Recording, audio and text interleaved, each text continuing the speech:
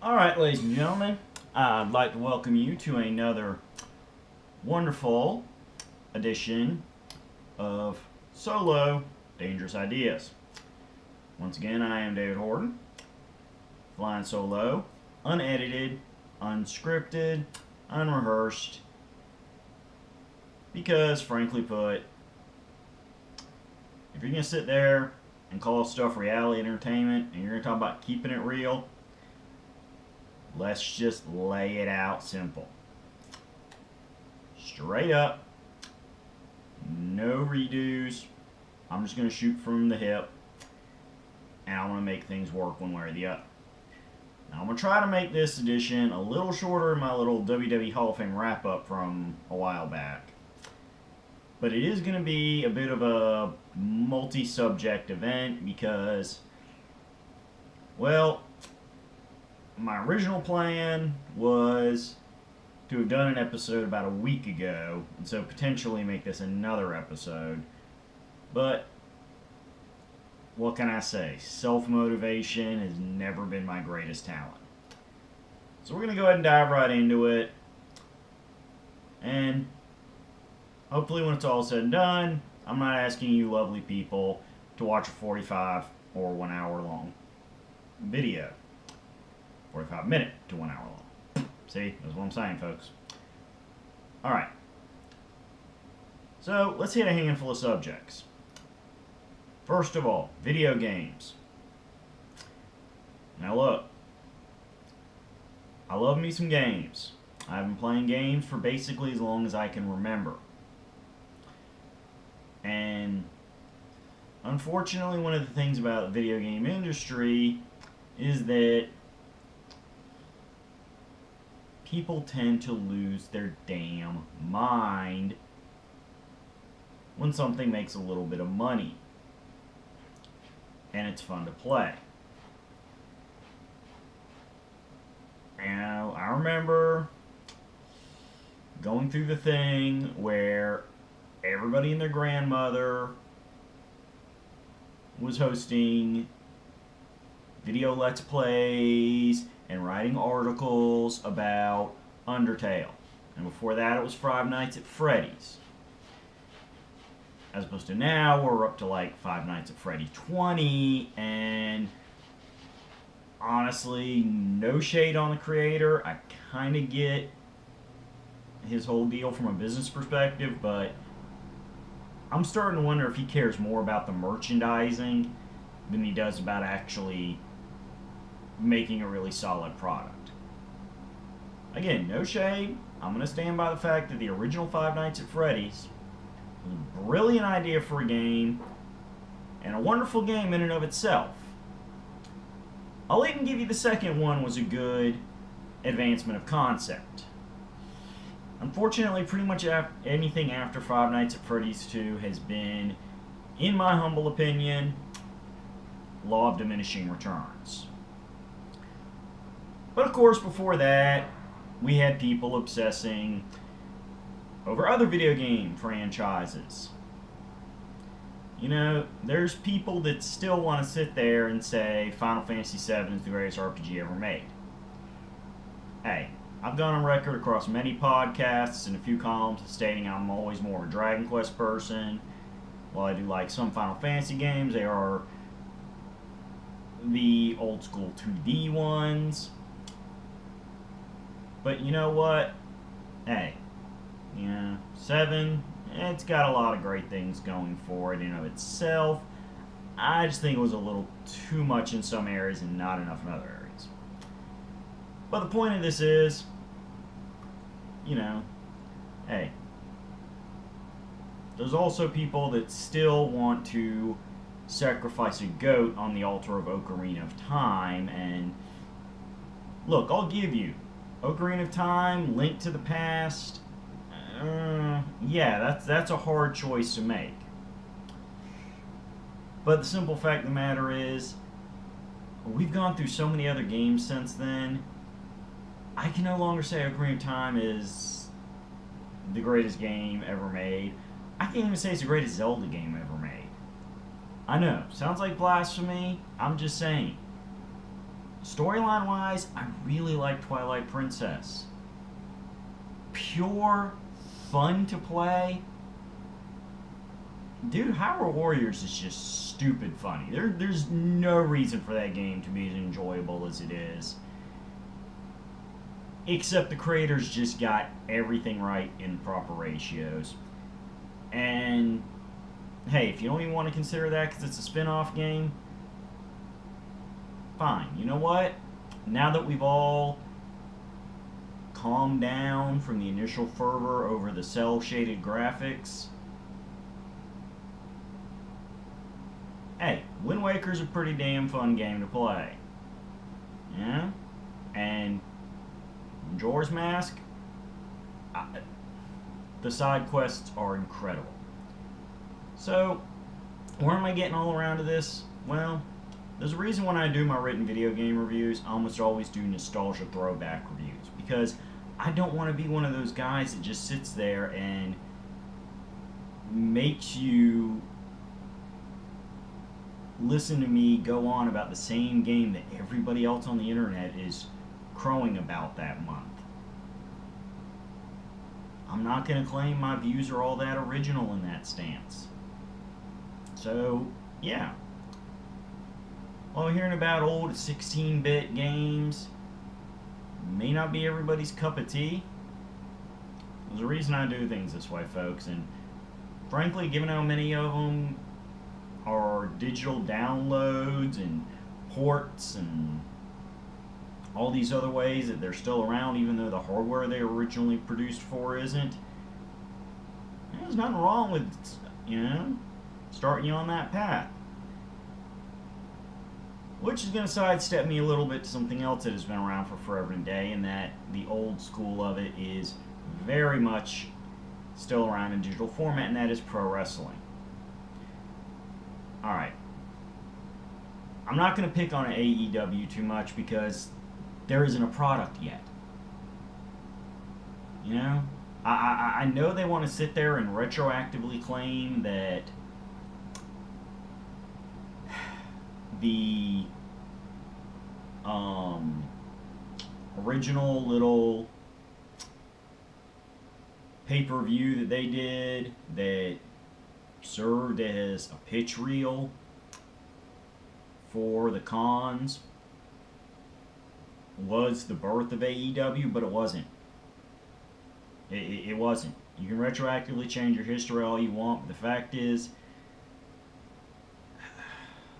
AEW didn't exist then. That was a show also done by AEW people, but it was not an AEW show.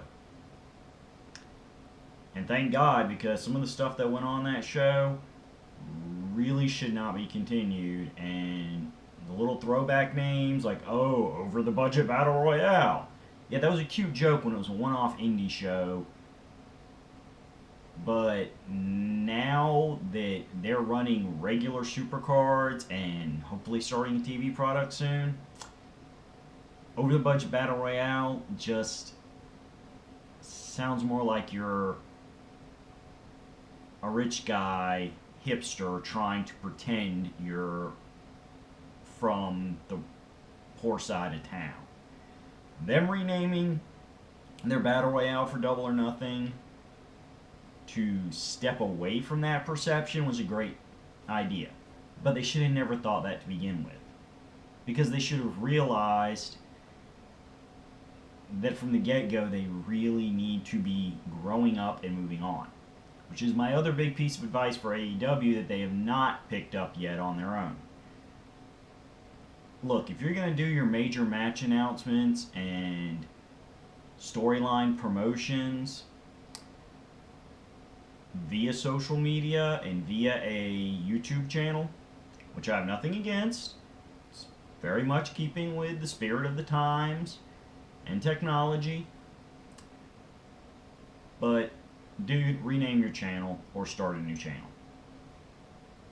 Quit putting AEW business on Being the Elite. Because Being the Elite was a channel designed for Omega and the Bucks to make themselves bigger stars than New Japan and Ring of Honor were ever going to make them. And that's great. It worked.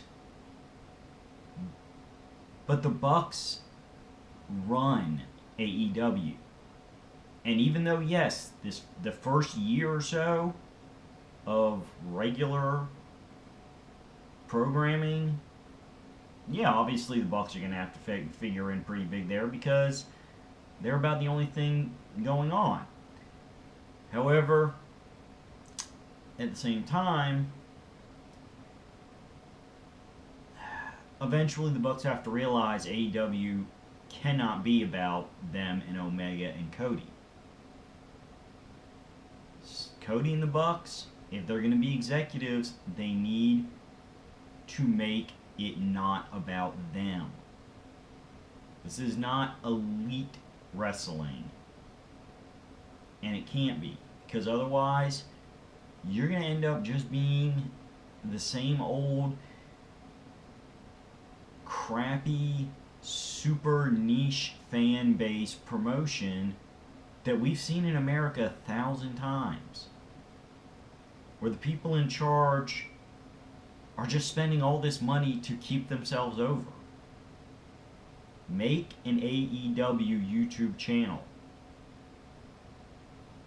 Make the Bucks and Cody and all your other on-air talent that also has backstage roles lesser characters on the channel. Or if you are on there, do it straight business-wise. Be out of character, show up in your suit and say, hey, we're showing up on this video because we have a business announcement. Here's 3 new matches for our next big event. Bam. I'm not saying you have to try to compete with WWE. In fact, I don't think you should ever try to compete with WWE. I don't care if AEW makes it to their 20th anniversary. Don't poke that hornet's nest. Ever. Ever. Just don't do it. So, don't try to compete. Don't start a new Monday Night Wars. But accept that WWE does know a thing or two about running a profitable wrestling promotion. Part of that is you got to look professional, you got to act professional, and you got to build your own stars who aren't partial owners of the company. Because then you're just another bunch of Dixie Carters. Do we really need more Dixie Carters in the wrestling industry? Alright, jumping let's again. Let's discuss movies. I've always enjoyed the Godzilla movies for what they are, which is classic, somewhat cheesy looking, but it's all part of the camp appeal. Shut your brain off fun times. And because of that, yeah, I'll watch them when they show up on TV. I've got a couple of them on DVD. Especially if you can get a DVD that's got the original Japanese version for those first handful of movies where they blatantly refilmed it and added scenes and added characters to Americanize it. Yeah, not saying there's anything wrong with those versions, but if you can get a DVD with both versions, like I did with the original Godzilla movie, go for it. Compare and contrast, figure out what works for you best as an individual, which is the same argument I give for anime fans with sub and dub. That saying, now that we've moved through Avengers Endgame, while yes, I am looking forward to Spider-Man Far From Home, I gotta say, Godzilla King of the Monsters is my next mark-out movie. I mean, Legendary Pictures has done so great with Godzilla and King Kong so far. The idea of seeing Mothra, Rodan, and especially King Ghidorah, who's always been my personal favorite kaiju from the Godzilla series. I mean, just total badass monster, always has been. I'm giddy. I mean, this is how you adapt work. You make the fans excited not because you're perfectly translating what came before. You should never do that. But you're putting a new spin on it with respect to the original spirit. And that is what matters, folks.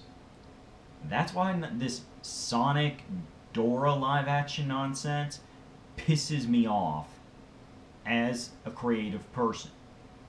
Because I feel like the people making this don't understand why. They don't understand the spirit of the characters and the original concept, and they're just doing their own stupid thing with patronizing humor, and it's gonna fail. Folks, the worst part of the Sonic movie is not the fact Sonic has a human-looking face and teeth. It's the fact that the jokes suck. And the characters that are supposed to be reasonably intelligent are coming off like complete brain-dead morons for the sake of force-feeding gags that they think are going to appeal to little children. Go back. Watch the cartoons we had in the 80s. Hell, watch the first generation or two of Cartoon Network originals. That is humor that respects the intelligence of children, because children, they don't know a lot of stuff inherently, but they're not stupid, and their entertainment should respect them for the intelligence they do possess and their ability to recognize when adults are talking down to them and patronizing them, because that's the worst thing you can do to any human being. Now, I'm going to wrap this up real quick with a bit of a preview for something I'm going to do in the future. Now, a couple versions of our podcast ago, we had touched on this, but since frankly I'm not sure how good those archives still are, my buddy Jaime is going to have to get with you on that. But we're going to have to do a retread. Maybe by myself, maybe with my partner backing me up. It just depends on his work schedule and health.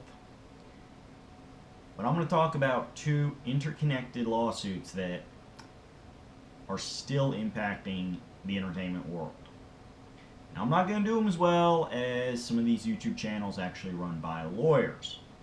Seriously, I cannot recommend Viva Fry enough. The videos he does explaining lawsuits, especially those vaguely related to the entertainment industry, are tremendous. The man clearly knows what he's doing from a legal perspective, but also knows how to explain it to people that have never taken a single loss class. And that's what I try to do and educate you folks on stuff like this. So, yeah. We're going to look at the double case of King Kong. Who owns King Kong? Or rather, who owns what parts of King Kong? And how the original decision of that impacted Donkey Kong, and had things gone the wrong way, would have killed Nintendo, and with that, let's be honest, probably the entire video game industry. You know? At least here in America. But that's a video for another day. I'm going to cut it here because I'm already pushing on 20 minutes. I'm really trying, as I said, not to give you guys a big 40-minute speech. And that talk right there is probably going to be a 20-minute video on its own. So, is my stuff controversial? Am I ticking people off? Am I an asshole? Yeah, but that's why we call these features dangerous ideas. Because at the end of the day, hey, I never said I was here to be entertaining to everybody. The stuff I write and put in the fiction section, that's to entertain people. This right here is about getting you to think. And that's going to be my closing thought for this show. I need you to think critically. And I don't just mean, hey, I read something on Facebook. Maybe it's not automatically true just because my friend shared it and my friend seems pretty smart.